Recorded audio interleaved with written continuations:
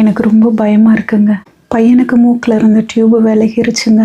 ஹாஸ்பிட்டல்லேருந்து வந்து அவனுக்கு கொட்டாவி வரல, தும்மலும் வரலங்க.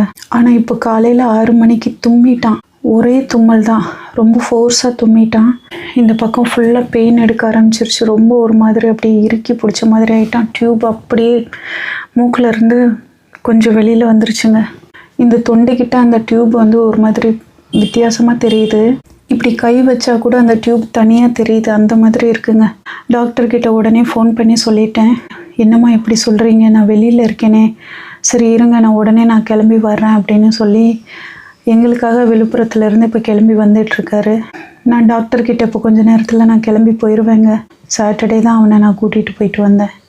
அப்போவே ரொம்ப கஷ்டப்பட்டேன். டிரைவர் தான் ஹெல்ப் பண்ணார். கார் தாங்க புக் பண்ணேன். காரில் ஃப்ரண்ட்டில் உட்கார வச்சுக்கலாம், அதுதான் நல்லது. சீட்டை நல்லா சாய்ச்சி அவனை உட்கார வச்சுக்கிட்டா சேஃபாக இருப்பான்.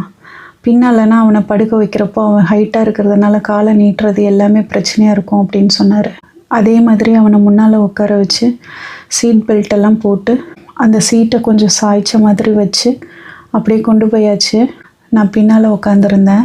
அதே மாதிரி தான் இன்றைக்கும் போயாகணும். அந்த டிரைவர்கிட்ட முன்னாலே சொல்லிட்டேன், கொஞ்சம் எனக்காக சப்போர்ட் பண்ணுங்கள், அவனை கிளினிக்குள்ளே கொண்டு போயிட்டு திருப்பி ரிட்டன் கொண்டு வர வரைக்கும் கொஞ்சம் எனக்காக சப்போர்ட் பண்ணுங்கன்னு சொன்னேன். அதே கார்லேயே ரிட்டன் வந்தாச்சு. அதனால் டிரைவரை வெயிட் பண்ண சொன்னேன். கிளினிக்கில் வீல் சேர் கொண்டு வந்தாங்க.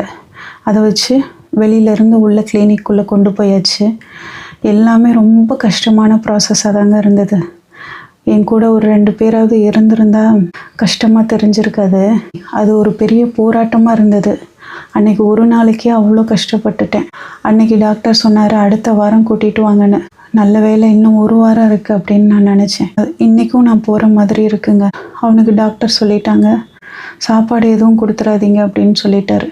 அதனால் டாக்டரை போய் பார்த்துட்டு வர்ற வரைக்கும் அவனுக்கு எதுவுமே கொடுக்க முடியாது, தண்ணி கூட கொடுக்க முடியாது. வெறும் வயிற்றில் தான் அவன் இருக்க போகிறான். இப்போ இந்த டியூப் கொஞ்சம் விலகி இப்படி வெளியில் வந்திருக்கிறதுனால அவன் மூச்சு விடுறதுக்கும் கஷ்டப்படுறான். இங்கே ரொம்ப பெயின் எடுக்க ஆரம்பிக்குது. இருமல் கண்டினியூஸாக வந்துக்கிட்டே இருக்குது. இது மாதிரி நடக்கும்னு நான் நினச்சி கூட பார்க்கலங்க. ஃப்ளாஸ்கில் வெந்நீர் ஊற்றி வச்சுருக்கேன். ப்ரோட்டீன் பவுடர் எடுத்துக்கிட்டேன். நாங்கள் கிளம்ப போகிறோம். சின்ன பையன் ஸ்கூலுக்கு போயிட்டான். நான் பெரிய பையனை கூட்டிகிட்டு நான் கிளம்புறேன். லென்த்தியாக வீடியோ பேச முடியல, டைம் இல்லை. நாளைக்கு நான் வீடியோ போடுறேன். இந்த வீடியோவுக்கும் ஹைப் ஆப்ஷன் கொடுத்துருங்க, லைக் பண்ணிக்கோங்க. ஏன்னா நான் ஒவ்வொரு நாளும் வீடியோ போட்டால் இன்கம் வரும் அப்படின்றதுக்காக தான் இந்த வீடியோவை இந்த சூழ்நிலையிலையும் பேசிகிட்ருக்கேன். டைமிங் தான் கம்மியாக இருக்கும். இப்போதைக்கு எனக்கு சுத்தமாக மனசே சரியில்லை. ஏதோ ஒரு மாதிரி பாரமாக இருக்குது. பையன் முகத்தை தொடச்சிட்டு நான் கூட்டிகிட்டு போகிறேங்க. நன்றி, வணக்கம்.